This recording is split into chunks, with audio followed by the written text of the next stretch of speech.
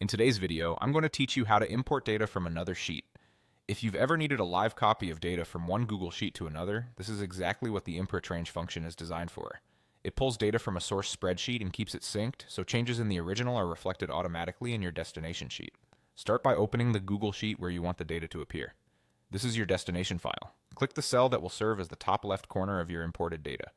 Think of this as planting a flag. Everything you bring in will spill down and to the right from here.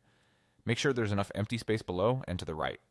If any cells in that area already have content, Sheets can't place the imported data and will return an error instead. Now in that selected cell, type the IMPORTRANGE function.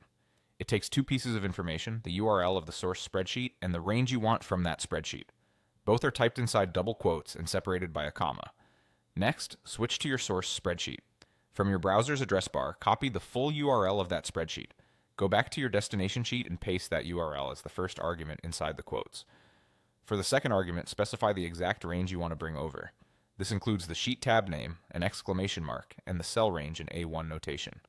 For example, if your tab is called Sales Data and you want the first 7 columns and 14 rows, you would write Sales Data A1 G14.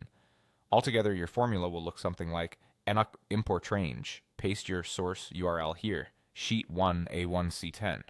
Use your actual tab name and range. Press enter to confirm. The first time you connect a particular pair of spreadsheets, you'll likely see a #ref message along with a prompt that says you need to connect these sheets. Click Allow Access. This grants permission for the destination file to pull data from the source, creating a live link between them.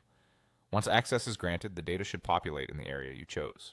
If you see an error about space, clear the cells beneath and to the right, or start in a new empty section. If the wrong data appears, double-check the tab name, the exclamation mark, and the A1 range. You can always edit the formula later to adjust the range.